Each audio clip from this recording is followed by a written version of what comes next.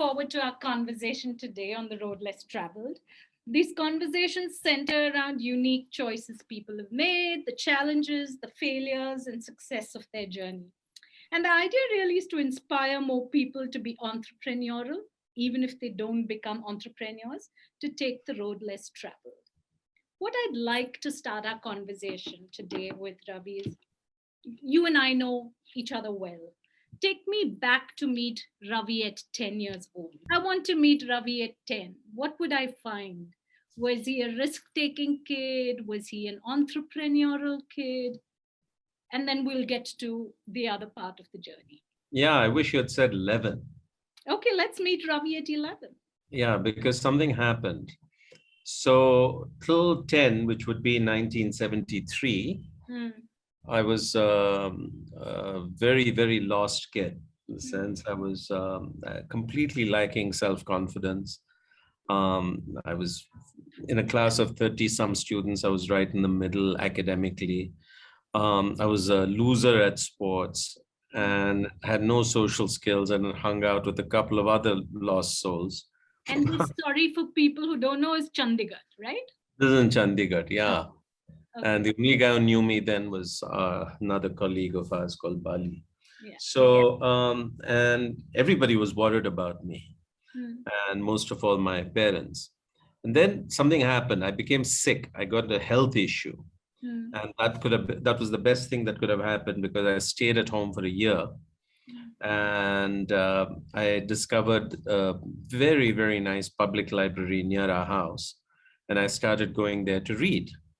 And I fell in love with the sciences, biology and chemistry in particular, and astronomy also. And I began to read voraciously. I'd come back every day with an armful of books.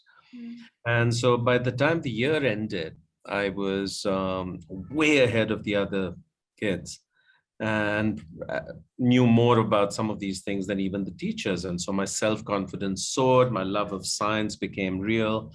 And then I started doing interesting things. For instance, I built a powerful microscope, which back in 1974 could magnify 1,000 times, which is amazing. Just from reading. Just from reading, and then slowly building things, grinding my own lens and so forth. And so then I built a chemistry set from scratch, which filled the room. It was a whole room in our home. And then I built my own telescope, and I would sit on the roof of the house in Chandigarh winters, looking at, whatever rings of Saturn and moons of Jupiter and the craters of our moon and all that. And that really was a transformational couple of years. And, I grew in self-confidence as my academic performance improved. Other kids started admiring me. And so that was the beginning of the change. Were your parents kind of encouraging of this, or they kind of? Oh, the best thing. Yeah, the best thing was my father was extraordinarily encouraging and non-judgmental about my taking a year off, and very indulgent. When the acid in the chemistry lab used to burn everything in the house, my clothes, the bed sheets, my mother was most indulgent. My grandfather in those days used to visit, and he had a very treasured old valve radio, and I disassembled it and put it back together. And then when I put it back together, I had a handful of spare parts, and so it never worked again. So he was furious, but my grandmother said, "Oh, he's going to be a great engineer." So there were a lot of tolerant, encouraging adults, which made all the difference.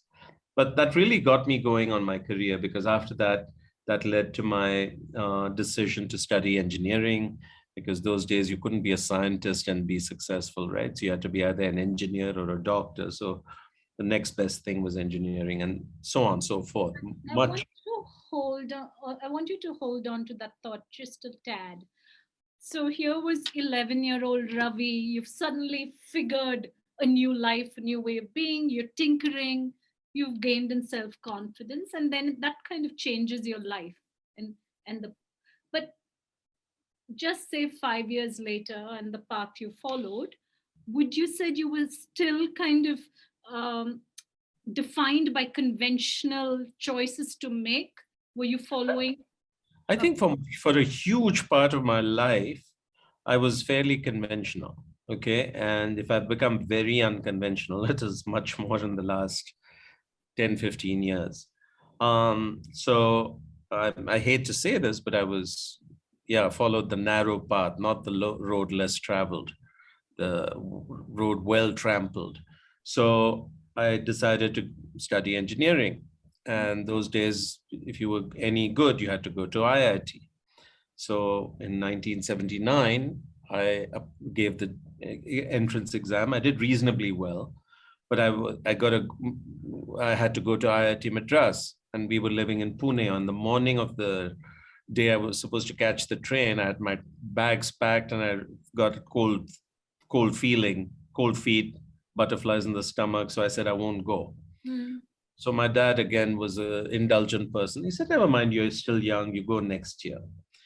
Um, Next year I bombed everything. Basically, I was very distracted by other things. You can imagine what they may have been. And so I did terribly, and I got a low rank in JEE, but my father said, this year you better go off anyway. So I went to IIT Bombay to study chemistry. Luckily, those in 1981, the IITs went from 5-year program to 4-year program. So I took JEE again. This time I aced it, and I rejoined my class, but in the 4-year batch, and everything worked out. But, you know, although I'm giving you a sense that it wasn't always easy. Yeah. I had to sometimes try multiple times to get what I wanted. That's sort of a recurring theme in my life. Then I finished engineering, and then, 2/3 of my class in 1985 went abroad. So it was quite obvious what I had to do. I went abroad. So I took all the exams, got a scholarship, and got on a plane and headed with most of my class. And then what do you do after that? You get a job, and then you start the immigrant experience and start climbing the ladder. And that's what I did. Somewhere along. Let's stop for a second there, because much as you say, you followed a regular path, I know you well enough to know that some of the regular things you did do differently. Even your first job, I think you were a manager, right? And I want to talk about what's the challenge of an immigrant job and how you rose the ranks there.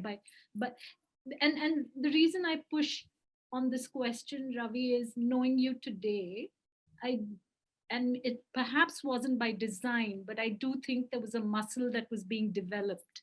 Totally. Totally. So, so for instance, I got my first job, and that was with a fantastic company where I was to spend the next 15 years, called Cummins Engine Company, in the middle of the US in Indiana. And I was a manufacturing engineer. But I realized fairly quickly, I'm okay as an engineer, but that's not my real sort of strength. But I wanted to, become the CEO of the company. So was that an ambition you clearly had? No, I developed it at that point, very early. At that point. Yeah, in my first year, I said, shucks, I want to be like him. And the him was a very inspiring guy called Henry Schacht, who was the CEO. And so I looked at what did Henry do to become CEO? He had gone to Harvard Business School. So I said, okay, I better apply to Harvard Business School. And I did, and I got rejected. So normally people would have kept quiet and tried for a lower school. I phoned up the admission officer. Those days, there was no email. So I phoned up the admissions officer and said, why did you reject me? She said, well, honestly, there's nothing interesting about you. So I said, what do you mean? She said, you've got good academic grades, you've got good GMAT scores, but so does everybody else. What is it that's different about you? So I said, what does different look like? She said, look, you haven't shown leadership outside the workplace. You haven't managed and led a team to do anything amazing. Okay, so go do something interesting and come back. So I said, okay. So I did 3 things. First thing I did was I went to my boss and said, I want to be a manager. He says, you've just joined. Everybody else wants to also be a manager, so just get in line. I said, no, no, no, you don't understand. I want to be a manager. So he said, okay, there's that very lousy job over there. It was being the manager of a small factory that was being shut down. And nobody wanted that job because the morale was terrible. The physical work environment was terrible. The guys later on, I found, used to bring, pornography, drugs, alcohol, knives, guns in their toolboxes. Okay. So So in there a was, way, you did take the road less traveled at that point. yeah, no. So I said, look, I'll take it. And I did that job for 2 years. And every Sunday night for most of my 2 years, I used to almost be in tears, dreading Monday. Okay. And the guys used to also hate Monday because I was a terrible manager.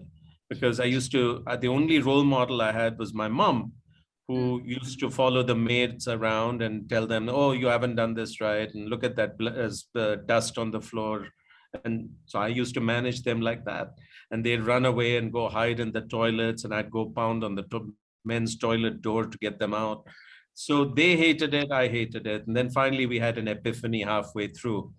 And we began to work as adults. And eventually, when I applied to Harvard Business School 2 years later, my reference letter was not from the CEO of the company, but the head of the union. Fabulous. Okay.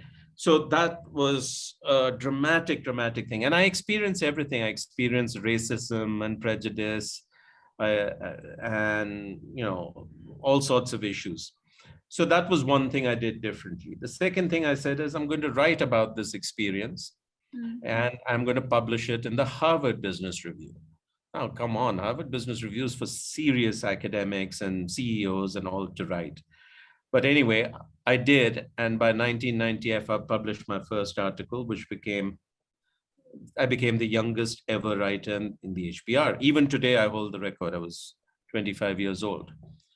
So my application, when I finally sent it in, was very, very different in these ways. So and then at HBS, sorry? Tenacity, right? You just tenacity, entrepreneurial, creative. Yeah. It's all these things packaged together. Then while I was sitting in my first year at HBS, I had an epiphany. I said, look, I spent 2 years of my life, 2.5 years of my life fixing a factory. And ultimately it was of no use because we were still not competitive. And we should outsource all this low-end manufacturing anyway. So I began to think about, why do companies make what they do? Why don't they buy more than they do? And so that became a little bee in my bonnet. So after the first year at business school, everybody goes off to take a summer job. And typically you take a summer job in a company you want to work for, say McKinsey, because then if you impress them, you get a full-time job after the second year. I instead decided to research this issue of how do companies make choices of make versus buy? And I wrote a proposal and I got some funding for it from one organization. And I spent the whole summer with 6 CEOs of 6 companies, okay, and getting inside their head. And I wrote this up as a award-winning article, second article in the HBR in 1992. And I sold that research 3 times to 3 different clients. And I was the only guy from HBS or person from HBS who graduated with 0 loans, student loans, no tuition loan, because I'd paid for everything and my living expenses by doing this. That was very entrepreneurial. Ravi, okay. I'm curious about slightly tangential, but important for people listening into this conversation. Who were you surrounded by? Because you're talking about a very determined person who was willing to do what it takes. Did that mean it was at the expense of everything else of someone young? Not really. I did all the things that a young person in America, 20-something person in America does. I had a lot of friends. Many were male and some were female. There were almost no Indians those days. So they were all by and large American. It wasn't, the town where I lived in was a small town, not very diverse. So you Um, were able to find your balance while pursuing your goals. yeah, every Friday we were at the bar. It was called the Fourth Street. I remember it.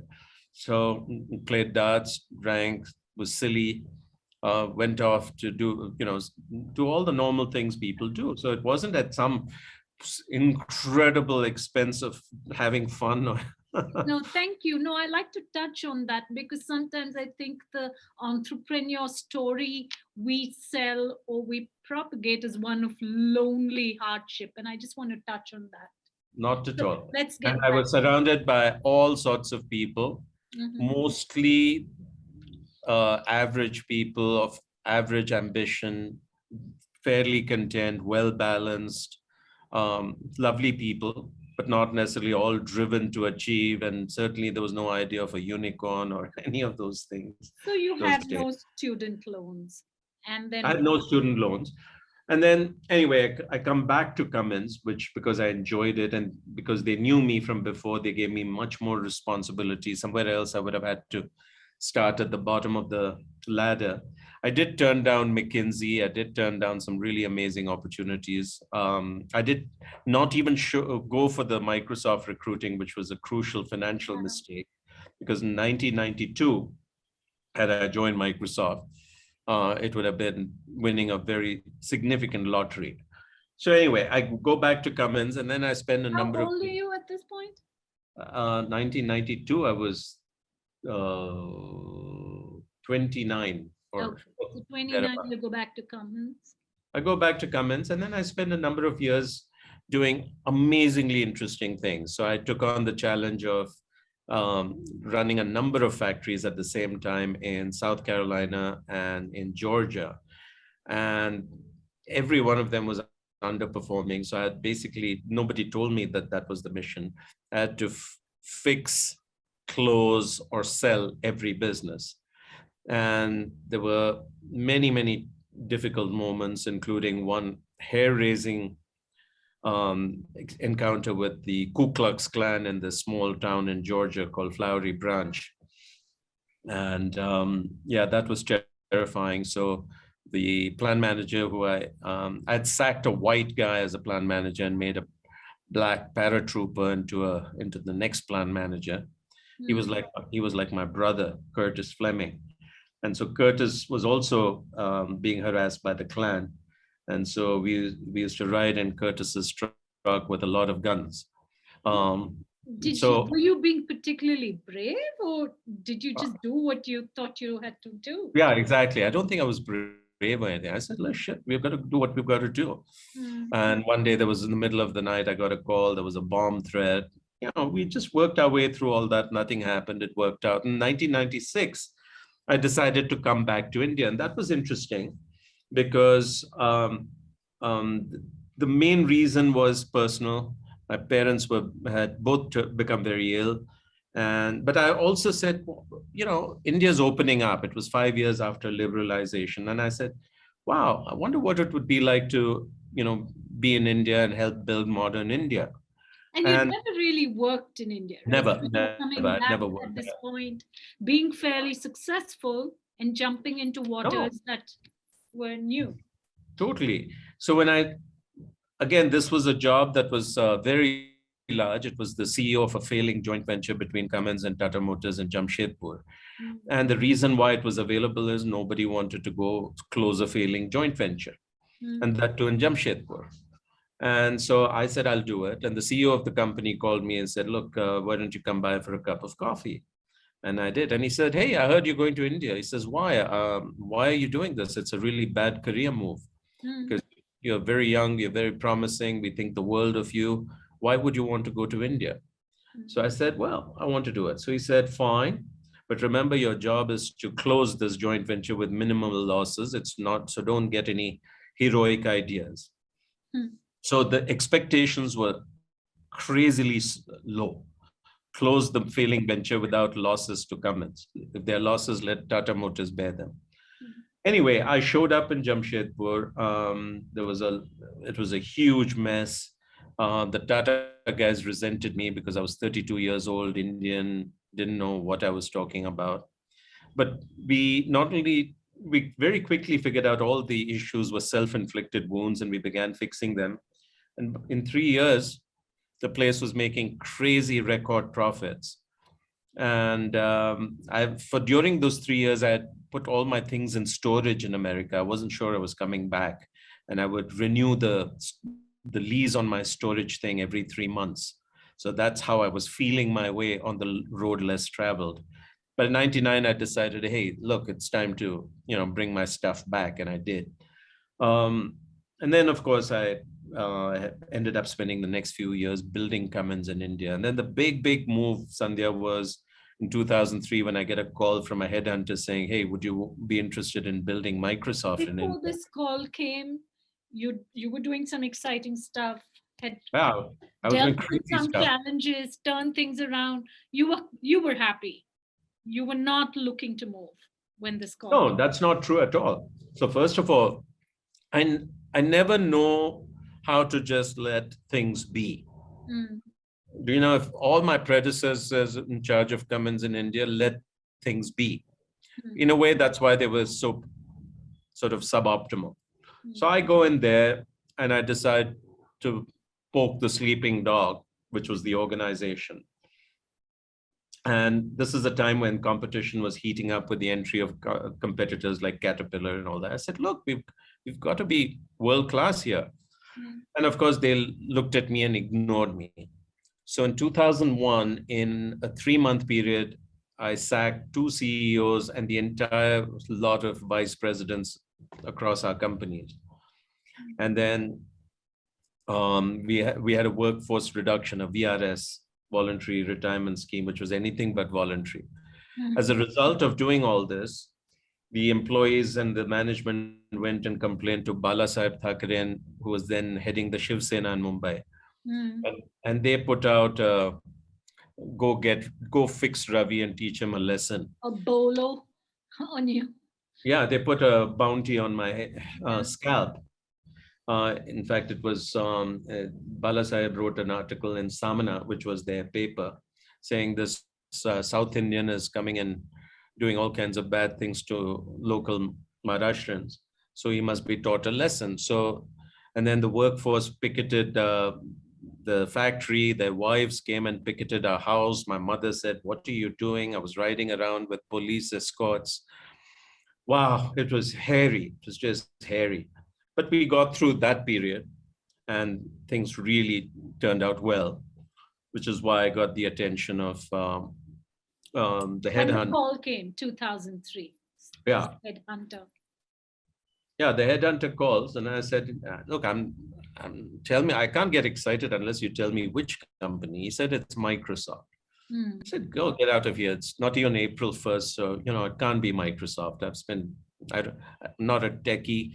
And I even said, look, I don't even do email. You've heard this story before, Sandhya. Yeah. I said, my secretary does my email. He says, don't be an ass. You're getting a free ticket, go to Seattle, meet Bill Gates. You'll never get another chance to meet Bill. I said, wow, okay, sounds good. So I went. Well, Bill was very engaging, so were the other people, and I got an offer. And then, of course, the dilemma was, do you take it? So I was very excited. I was 40 years old. And, when you turn 40, there's a sense of FOMO, right? The world is passing you by. Everybody else is doing interesting things. This is not the way I expected to live my life. And then here's Microsoft, which is like a ticket to do something fascinating. But I was also terrified of failure. So I asked my personal board of directors, which was Sonali, my mom, a whole bunch of advisors and mentors, including Nandan and Murthy. And almost everyone said, don't do this. It's going to end badly. Then I thought about it. I said, look, I'm 40 years old.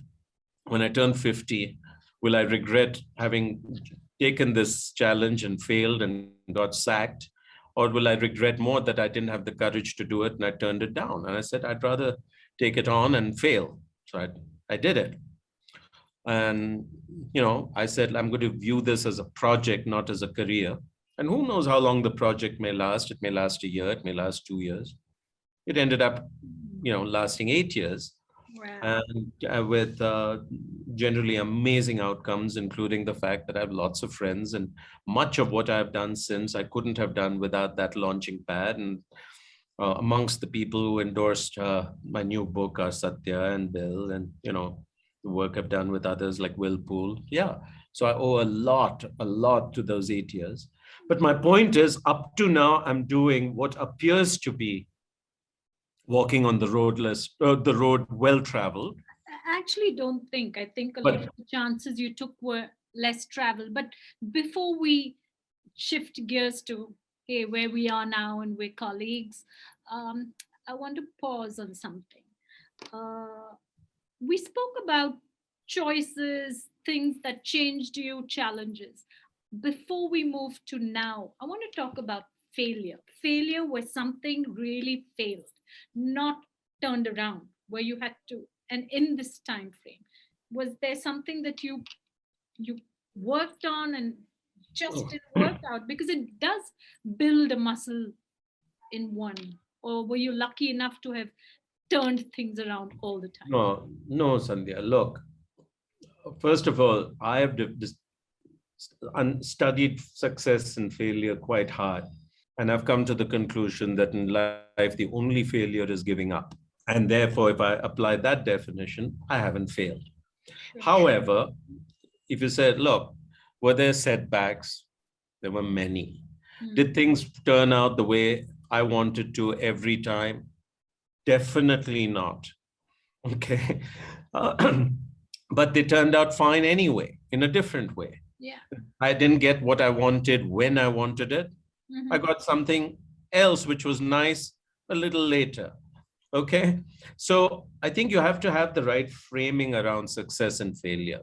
And, I keep quoting Einstein, which is failure is success and progress. Yeah.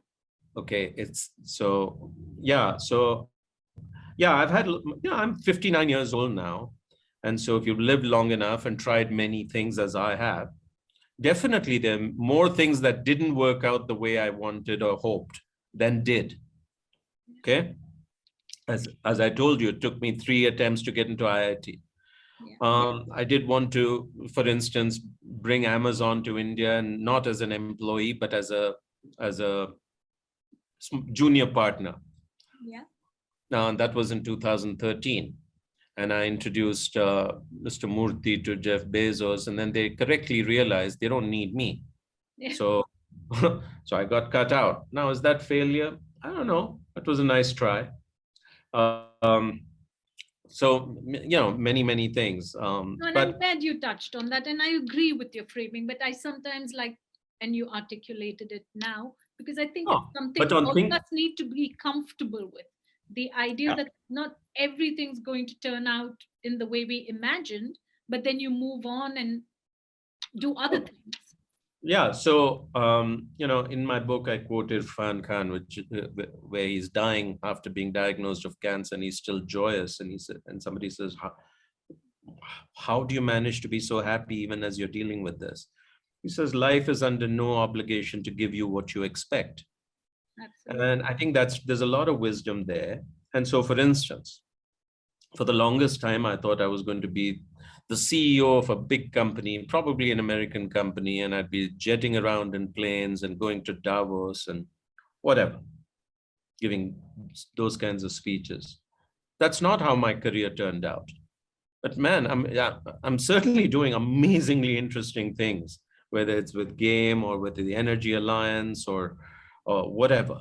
So yeah, and that's my point, that things don't always work out the way you imagine, but sometimes they turn out even better.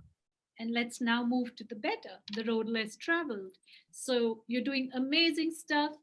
You have a prolific career. You're chairman, Microsoft India. What happened between then and why game? That's the road less traveled for Yeah. sure. So 2010, I was, reaching the end of my patience at Microsoft. The culture had become most dismal. Steve Ballmer was fairly intolerable, and this is now no public fact. So many people left, and I decided I'll leave too. Mm. And the only thing I was certain about is, look, I don't want to leave Microsoft to join another place like Microsoft or not even like Microsoft. If I'm done being an employee. Mm. Okay. I realized I needed independence and space. I had a real problem with authority, reporting to someone who I didn't quite respect. So I said, I'm done being an employee. I don't know what I want to do, but I'm going to go out and try my hand at different things. So that began a period of what I later write about called micro experiments. So I joined my first two boards that kept me connected to the corporate world. That was Volvo and Infosys. Then our mutual friend Will Poole and I started SVP, Social Venture Partners, and Unitas Ventures out here. And that was interesting, new stuff for me. Then I began writing my first book called Conquering the Chaos. And then the SVP experiment led to my, getting more and more interested in the social sector. And my learnings from SVP then resulted in deciding to do something very different called GAME, which I'll come to. Meanwhile, the first two boards morphed into becoming chairman of Bank of Baroda, and that was a fascinating and wonderful experience, not without its challenges. So if you can begin to see, there's a lot of experiments. Half of them didn't work out at all, like the Amazon one and the Salesforce one. But some of them began to turn into something very interesting. But the most valuable piece was GAME. In GAME, we said, look, let's try to tackle the issue of joblessness in our country. And this seems to be structural. It's not just enough to blame the government at this point in time. And part of the solution is entrepreneurship, and not just startups as we talk about and celebrate, but a widespread movement of entrepreneurship where all kinds of people are starting all kinds of businesses in big cities, small towns, all across the length and breadth of the country. Can we ignite such a movement of entrepreneurship? So I got together with two now good friends of yours as well, Madan and Mekin, and we decided, this is worth attempting. And we tested the waters, and there was reasonable support for that. And that's how GAME came to be. And then somewhere along that way, while I was fundraising for GAME, I wandered into UNICEF headquarters in New York and asked the then new executive director, Henrietta, will you fund us? She said, no, I've got a better idea. Why don't you join UNICEF and do this for the whole world? Anyway, out of that came a deal where I became a special representative for young people. And I spent half my time with GAME, half my time with UNICEF. That's what I've been up to for the last 3 or 4 years. And then, of course, no good deed goes unpunished. Somewhere along the way, I joined Rockefeller Foundation. The combination of GAME, UNICEF, and Rockefeller has resulted in cooking up what we're now calling the Global Energy Alliance, which is perhaps the biggest thing I have ever taken on in my life. So here I am at 59, and I'm getting ready to take on the biggest challenge, the biggest adventure yet of my life. And what are your fears today, Ravi? What are my fears? No, I don't have fears. I don't have fears at all. Look, I've been lucky. If the clock were to stop right now, there are very few things I would really regret. Okay, I've lived well. I've done lots of interesting things. I've tasted success and realized it doesn't mean as much as I thought it would. I'm financially comfortable. I decided how much is enough and stopped working for money some time ago. Very fortunate to be there. And so I'm in an extraordinary point where I have a very large degree of freedom in reality and also in my mind. So what's the worst that can happen? We won't succeed in these, ventures, GAME or GAP. So what? Will we make some dent in these problems? I'm confident we will. From all my life experience, I know If you're just tenacious and you keep chipping away, you'll make some contribution.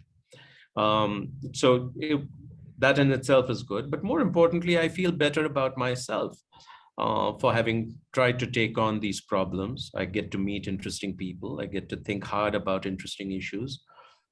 So no great regret. I want to bring our conversation to really why I have these conversations, Ravi. Yeah, why? We do want to create an ecosystem where many small businesses will start and thrive, but these are challenging times. What can you say from all of what you've experienced for budding entrepreneurs today, Well, especially? well, what I would say is, I don't think these are challenging times for entrepreneurs. There has perhaps never been a moment in history, and certainly not in our country, where it has been easier to be an entrepreneur. Why? Because there are many, many, many, many, many opportunities. Every problem is an opportunity waiting to be solved. Number two, you're not alone. Okay, you're not the first pioneer to go start building a business. Particularly in our cities, you've got droves and droves of people attempting to build all kinds of businesses. Sure, if you're in a small town, maybe you're a pioneer, but for the most part, it's better than ever before. The place is awash in capital. Okay.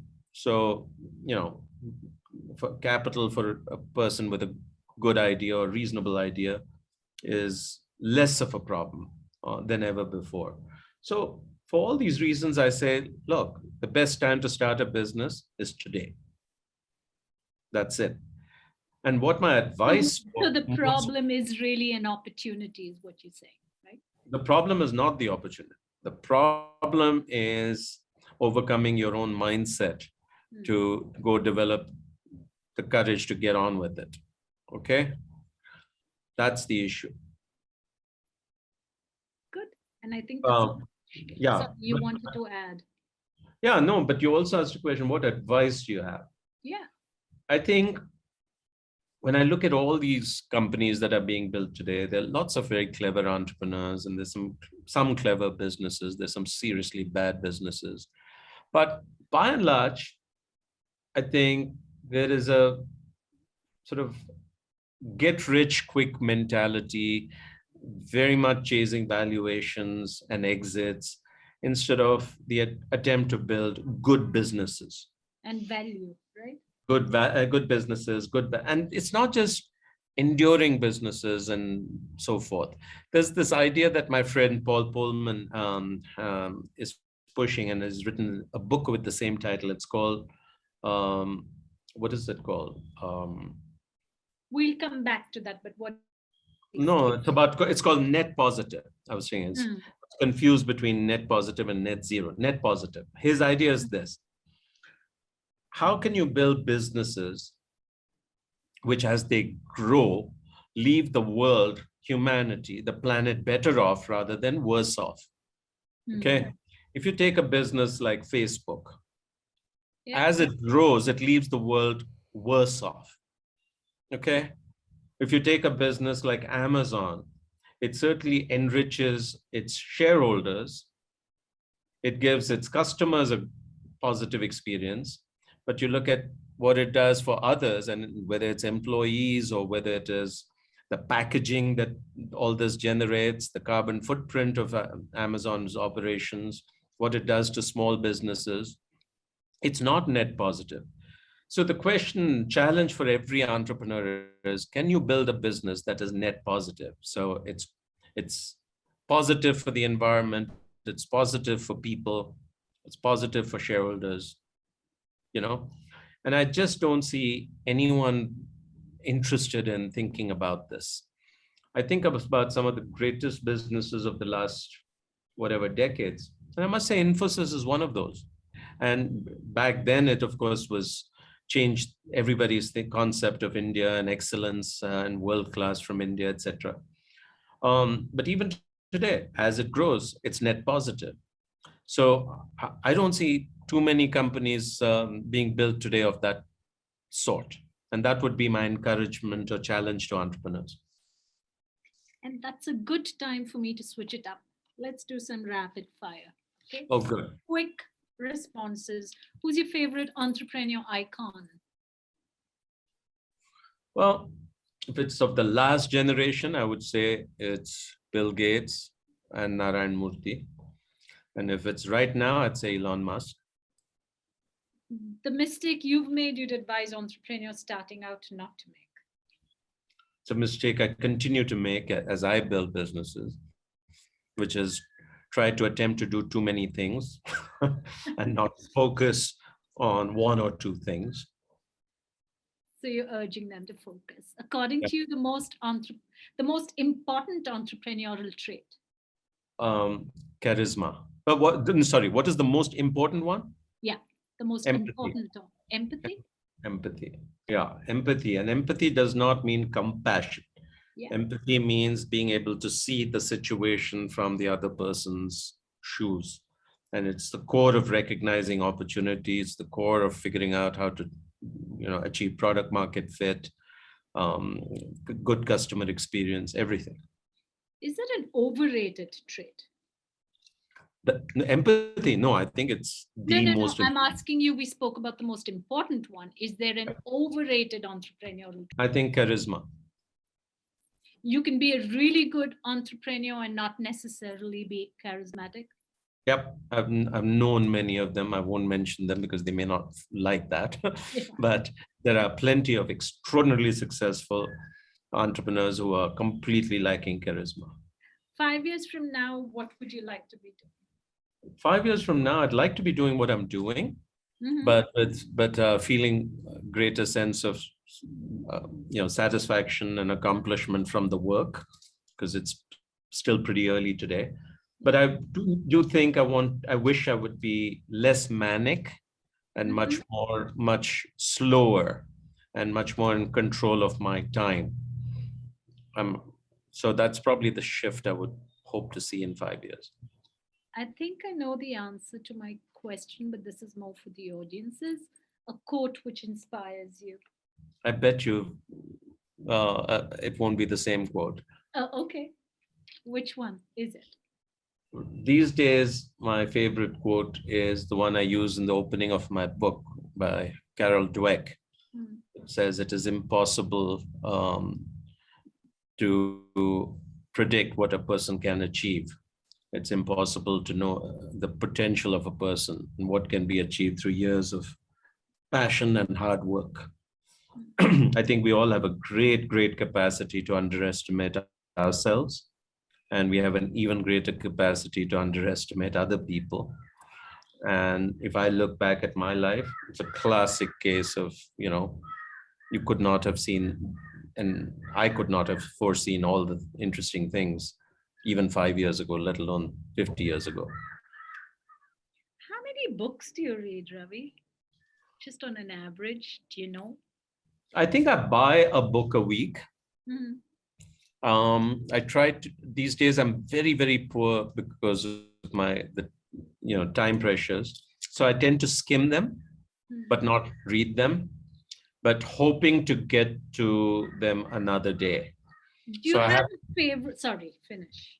No, so I have this dream that one day I'm going to be relaxed and I'm going to be able to sit down and just get up in the morning and read and read all the books I haven't read and listen to all the music I've bought and haven't listened to, do all these things. I know That's a good dream to have. But do you have a book that you love more than any other that you go back to? A favorite book? I would say that the book which has influenced me a lot and I love is a strange one by Heinrich Zimmer, who was a professor in Columbia in the 30s. And it's called Myths and Symbols in Indian Art and Civilization. And the reason, and it's translated by the great Joseph Campbell, and the reason why such an obscure book is the most important and influential in my life is it helped me see and understand Hinduism from the outside like no other.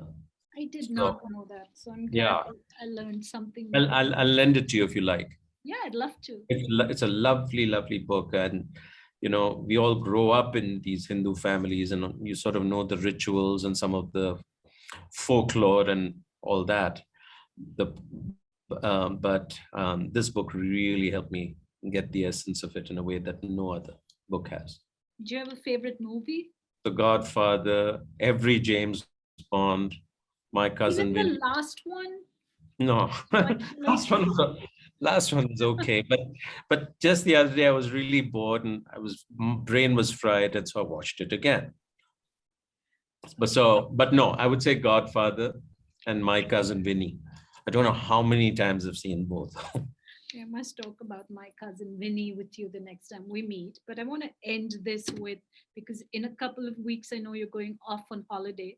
Not necessarily your favorite destination, but which is your favorite holiday destination? Place that I find myself repeatedly going back to is Italy, and in particular, two places. One is Bellagio on Lake Como, and the other one is Florence. But I don't know why. I love it, but it's not like I try to keep going back. This time I'm going on a holiday to Srinagar and away from Srinagar, and I'm very excited about that. For you, that's a road less traveled. You haven't been there before, right? No, and we're going to do it in a way that we haven't done before, which is camping and all that stuff. Lovely. And on that note, Ravi, thank you so much for walking down this journey with I us. hope it's of interest to someone other than you and I. Lots of people, more than me.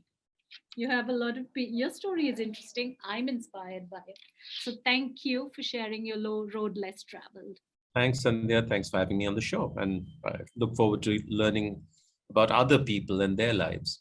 Yeah, for that, you have to watch the show. I'll send you a link. Thank you. Bye.